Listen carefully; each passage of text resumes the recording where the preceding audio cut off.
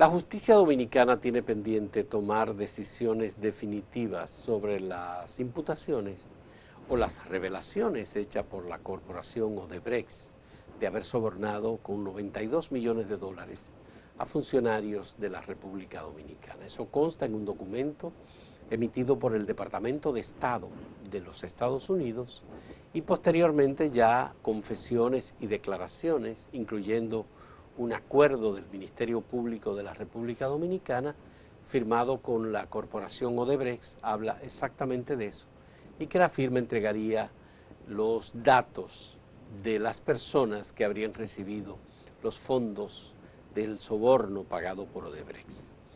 En esta ocasión tenemos la presencia de Carlos Pimentel Florenzán, él es el responsable del área de transparencia del Movimiento Cívico Participación Ciudadana, que es la representación local de Transparencia Internacional. Y nos interesa saber, ¿ustedes como Participación Ciudadana tienen alguna información sobre los avances del Ministerio Público en la investigación sobre el caso de Odebrecht, tomando en cuenta que el tiempo que le otorgó un magistrado de la Suprema Corte de Justicia fue de 8 meses? El 6 de junio se emitió la decisión y se supone que en enero, hay quienes dicen que en febrero, es cuando se cumple el plazo otorgado para presentar la acusación. Bueno, un placer, Fausto, siempre compartir y tener una valoración de este proceso, el cual la sociedad dominicana debe estar muy atenta, sobre todo porque lo primero que tenemos que señalar, que en los próximos días ya se cumple un año de la confesión de la empresa.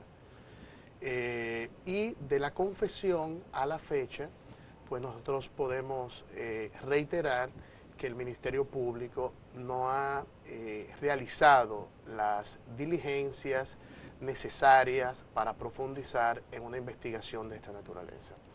Lo primero que tenemos que señalar que una investigación seria, independiente, a profundidad en este caso, tiene que tener en cuenta 4 factores. Uno es lo relacionado a los sobornos. Otro es lo vinculado a las sobrevaluaciones. Lo tercero, que no puede quedar fuera, es el financiamiento ilegal de las campañas. Y en el caso de la República Dominicana hay un cuarto elemento que hay que tener en cuenta, y es la aprobación de préstamos en el Congreso para financiar las obras de Odebrecht. Hasta ahora, después de mucha presión de la sociedad, el Ministerio Público decidió solicitar medidas de coerción a 14 personas. Sí. Estas 14 personas después tuvieron variación de las medidas de coerción. El Ministerio Público tenía un plazo de 8 meses para ya presentar acusación y tener apertura de juicio. Digo hasta 8 meses. No quiere decir que el Ministerio Público tiene que esperar el cumplimiento de los 8 meses. Y si nosotros tuvimos una confesión y supuestamente tuvimos un acuerdo y la empresa entregó más información, entonces probablemente el Ministerio Público estaba en condiciones de continuar con el procedimiento vinculado a los sobornos sin tener que esperar 8 meses. Los 8 meses, así era.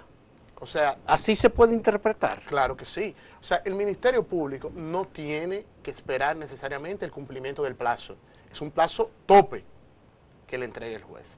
Y si hay una confesión y hay un acuerdo, y el acuerdo, si la empresa entregó todo lo que se compromete en el acuerdo, entonces el Ministerio Público estaba en condiciones de avanzar en este caso. Eso con relación a los sobornos.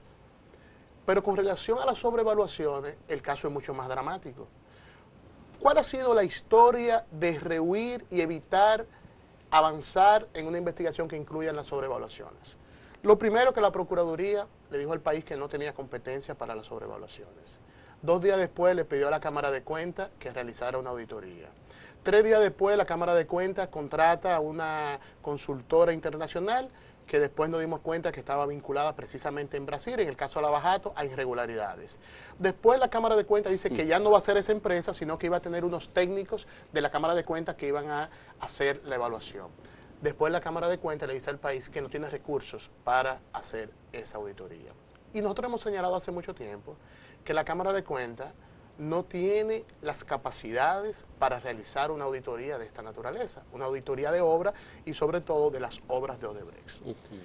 El tercer componente con relación al financiamiento, parece ser que la Procuraduría insiste que ese componente no se investigue y no se toque. Y es tan así que varias organizaciones de la sociedad civil, incluyendo a participación... Es el financiamiento de las campañas, de las campañas electorales. Varias organizaciones, incluyendo Participación Ciudadana, Santiago Somos Todos, Juan 23, presentó una denuncia muy bien masada, muy bien documentada, relacionado con el financiamiento de las campañas del presidente Danilo Medina. Y después reiteró la denuncia aportando más indicios. La Procuraduría ni siquiera ha llamado a estas organizaciones, porque por lo menos por delicadeza debió llamar a estas organizaciones, tener una reunión, hacer alguna entrevista y profundizar en lo que las organizaciones estaban presentando como denuncia. Y el otro tema, vinculado a los préstamos, al endeudamiento relacionado con las obras, pues eso ni siquiera se ha tocado en la República Dominicana. Entonces tenemos una investigación con relación a los sobornos a medias, débil, porque lo que presentó el Ministerio Público como solicitud de medida de coerción, pues claramente no conduce a una investigación técnica, profesional, objetiva, responsable. Esperemos que el Ministerio Público no insista en la documentación que presentó como solicitud de medida de coerción, porque si es así, probablemente no vamos a tener caso. Y tenemos que insistir que investigar y jugar el caso de Odebrecht no es solo los sobornos, y probablemente no sea únicamente las 14 personas que hasta ahora han sido imputadas, porque se debe profundizar. Estamos hablando de actuaciones de 17 años, de una empresa que ha confesado que entregó más de 92 millones, porque el informe del Departamento de Estado no habla de 92 millones, habla de más de 92 millones. Entonces la tarea del Ministerio Público era profundizar en la investigación y determinar a ciencia cierta cuántos millones de dólares se entregaron en soborno en la República Dominicana.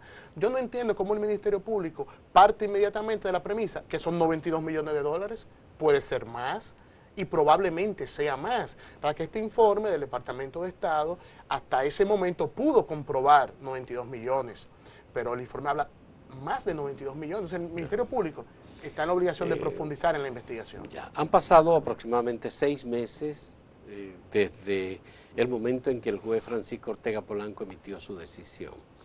Se supone que el Ministerio Público ha debido hacer indagatorias, interrogatorios, pedir documentación adicional a la compañía o a Brasil. En el caso de Perú, los fiscales de Perú hicieron una solicitud que les fue concedida, que fue ellos interrogar a Marcelo Odebrecht. Y claro, en el caso de Perú es mucho menos la cantidad de dólares en sobornos que los de República Dominicana. ¿Por qué Perú avanza y República Dominicana no? Bueno, ahí está claramente los niveles de institucionalidad, los niveles de independencia, el interés de hacer una investigación, en el caso de Perú, en el caso de Panamá, donde hay no solamente un proceso de investigación, sino que tenemos sentencia de la cosa irrevocablemente juzgada, hay personas condenadas, se han interrogado presidentes, expresidentes, y a diferencia de la República Dominicana, donde después del proceso de solicitud de medida de coerción no hemos tenido información relacionada con otras diligencias que esté realizando el Ministerio Público. Algunos pueden decir que se está en una fase secreta. No es tan así, no estamos en una fase secreta de investigación y además hay un conjunto de diligencias que la opinión pública pudiera tener conocimiento, como nuevas entrevistas, nuevos interrogatorios en el ámbito nacional, pero también en el ámbito internacional. Pero lo más grave de todo esto está relacionado con el cumplimiento del acuerdo. O sea, perdón. ¿El cumplimiento de qué acuerdo? Del acuerdo entre la Procuraduría y la empresa Odebrecht. Vamos a tratar ese tema en el siguiente segmento. Vamos a hablar de ello. Con Carlos Pimentel, del área de transparencia de Participación Ciudadana. En un momento retornamos.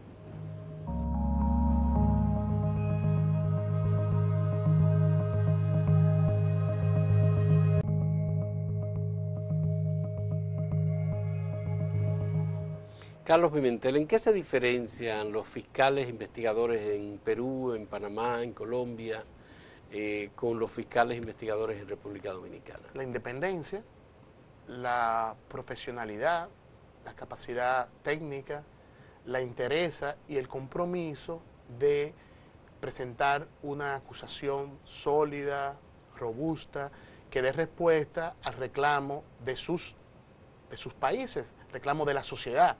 Eso quiere decir que en República Dominicana no hay interés, no hay capacidad técnica, no hay independencia para hacer una investigación. Eso está claro y lo planteamos desde el principio, lo planteamos desde la confesión de la empresa, desde la presión para el inicio de la investigación, que nuestra preocupación era que este caso estuviera en manos de un ministerio público que no tiene la independencia para llevar a cabo una investigación. Pero ya vimos una comisión designada por el presidente Danilo Medina para el caso Punta Catalina, y era una comisión integrada por empresarios, evangélicos, católicos, gente independiente. Mira, yo pienso... Eso es lo que se dijo, ¿no? Yo pienso, primero, que no era necesario integrar esa comisión, porque en la arquitectura institucional y normativa de la República Dominicana establece muy claro qué tenemos que hacer cuando una empresa está vinculada a actos de corrupción, como es la empresa Odebrecht, donde sus ejecutivos están con condena, donde hay una confesión. Y la ley 340 establece claro que el Estado Dominicano no tiene que tener relaciones contractuales con una empresa vinculada a la corrupción. Entonces, no había que formar una comisión, simplemente el órgano rector, que es la Dirección de Compras y Contrataciones, tenía que asumir las diligencias del lugar para rescindir el contrato de Odebrecht y el Estado Dominicano.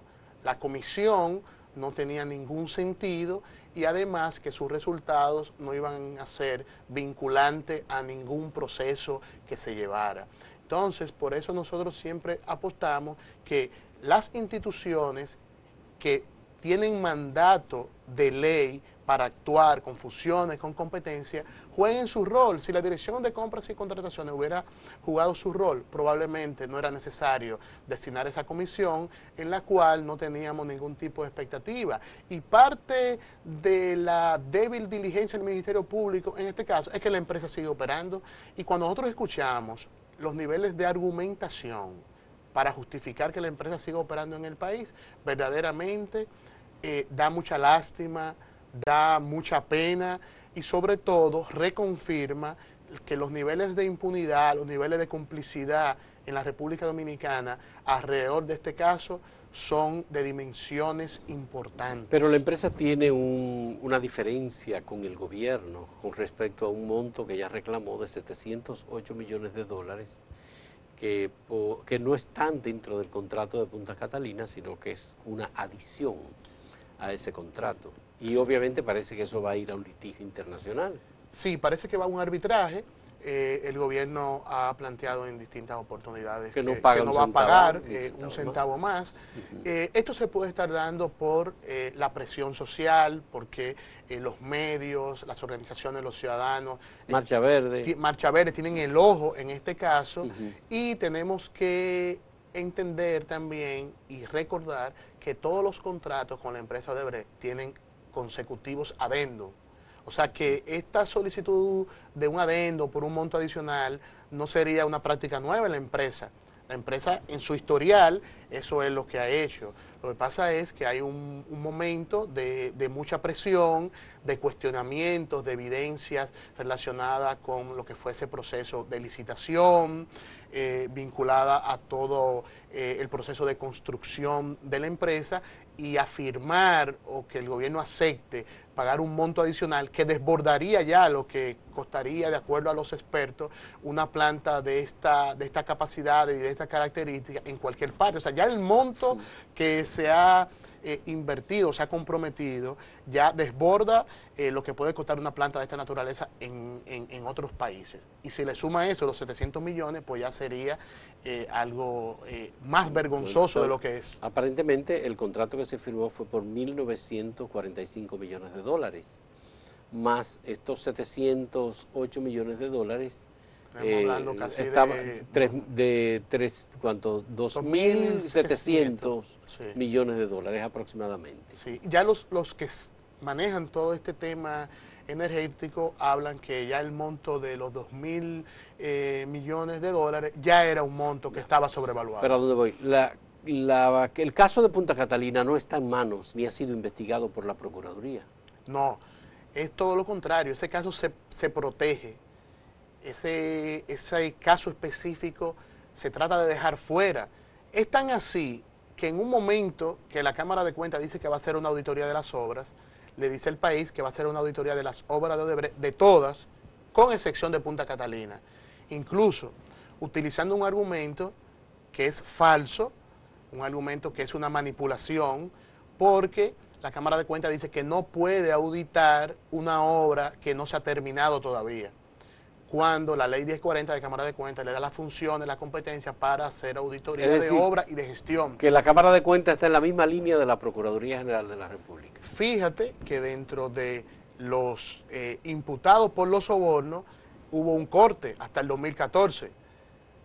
No hay imputado de ahí en adelante, cuando una de las obras más importantes... Pero Punta Catalina se firmó en el año 2013. Exacto, pero quedó fuera Punta Catalina. Punta Catalina también quedó fuera del proceso de investigación o de las imputaciones que se realizaron en el caso, cuando es la obra más importante en cuanto al monto envuelto y alrededor de esta obra era necesaria una investigación también. Finalmente, cuando la Procuraduría presente su acusación a los imputados, ¿tú crees que habrá más de 14 o menos de 14? Es que yo no sé qué va a presentar la Procuraduría. O sea, por lo que hemos visto, me parece que la Procuraduría va a esa solicitud que presentó de medida de coerción, hará algunos ajustes, presentará esas mismas debilidades, inconsistencias que ya la magistrada Miriam Germán le señaló. Me parece que obviamente no va a haber nada de sobrevaluaciones, no va a haber nada de financiamiento, lo que quiere decir que la Procuraduría, por la tendencia y lo que hemos visto, va a presentar nuevamente un expediente débil, es decir, no habrá caso. Va a reforzar la impunidad en la República Dominicana. No habrá Dominicana. caso. No habrá caso en la República Dominicana y la impunidad quedará reforzada. Eso quiere decir que la sociedad, sus organizaciones, están en el deber de profundizar los niveles de movilización, los niveles de demanda y sobre todo hacer toda la presión necesaria para que esa estructura institucional que protege la delincuencia política, empresarial, que protege la corrupción, sea transformada en la República Dominicana para poder tener en el porvenir un caso. Muchas gracias a Carlos Pimentel Florenzán del área de transparencia, de participación ciudadana, y muchas gracias a ustedes por participar en este diálogo sobre este tema de la responsabilidad del Ministerio Público con el caso Odebrecht.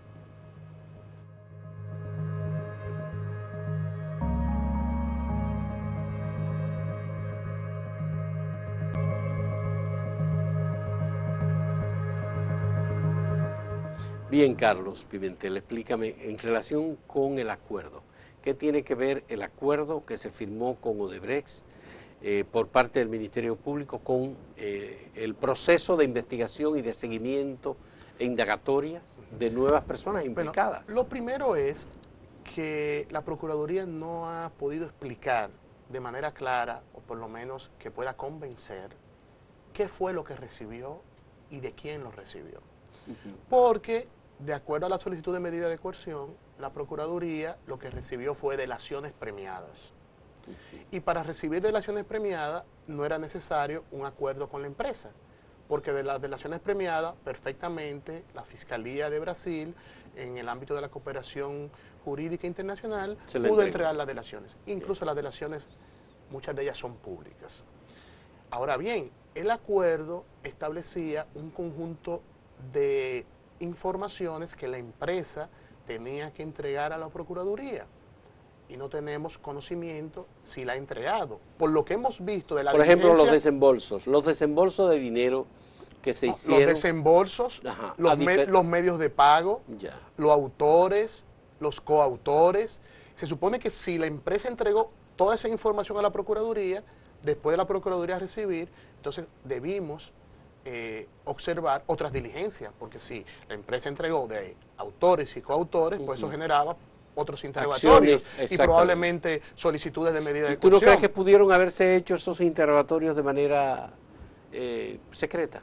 Yo no creo, lo dudo, porque una de las características de la supuesta investigación que ha hecho la Procuraduría es que es una investigación mediática, es una investigación en esa primera fase que estuvo rodeada de un show mediático que permitiera transmitir la percepción de que se estaba investigando. El procurador garantizó a los medios de comunicación en un discurso que se transmitió por televisión la garantía de que él era el responsable de hacer esta investigación y que todo se iba a ofrecer a la opinión pública. Incluso habló de disponer de una página con acceso a todas las informaciones entregadas por Brasil. ¿Y esa página dónde está? No, nunca. No está esa página y obviamente es el responsable, eso no hay duda. El responsable es el Procurador General de la República en esa investigación, acompañada de Laura Guerrero Pelletier, que ha estado en ese proceso de investigación. Pero el acuerdo establecía que la empresa tenía un plazo de 60 días para entregar toda la información. Quiere decir que si confirmamos que no se ha entregado toda esa información, ese acuerdo se cae, ese acuerdo inmediatamente no tiene ningún tipo de validez. Entonces, alrededor del acuerdo hace falta tener mayores niveles de claridad y la sociedad necesita eso. La sociedad necesita transparencia con relación al cumplimiento de ese acuerdo y también información relacionada con los pagos, con las multas que pagó la empresa al Estado Dominicano. Ya. ¿Dónde están esas multas? Bueno, se hizo un cronograma de pagos, eran 184 millones de dólares. Sí, en ¿verdad? Una primera... bueno, 184 millones de dólares. Sí. Y una primera entrega creo que fueron 30 millones de dólares que se entregaron a la Procuraduría General de la República. Que hay que decir que ese pago es por concepto de multa, del duplo de lo involucrado en los sobornos. Así es. Hay dos cosas ahí importantes. Eso quiere decir que la Procuraduría asume que son 92 millones, que no es más. Y por eso la multa es ese duplo. Pero el acuerdo establece que ese es el pago de una indemnización. Y eso es inaceptable, porque no es lo mismo pagar una multa, que es una pena pecuniaria, que pagar una indemnización. Por un daño provocado. Por un daño, pero el daño no está cuantificado. Hasta que no cuantifiquemos el daño, nosotros no podemos perseguir ningún tipo de indemnización. Y para eso, necesariamente, hay que investigar todo el tema de las sobrevaluaciones. Entonces, alrededor de este acuerdo, y por eso lo llamamos que era un acuerdo de impunidad, claramente, porque evitaba la persecución a los ejecutivos de la empresa, como ha pasado en todos los países, sobre todo en Perú.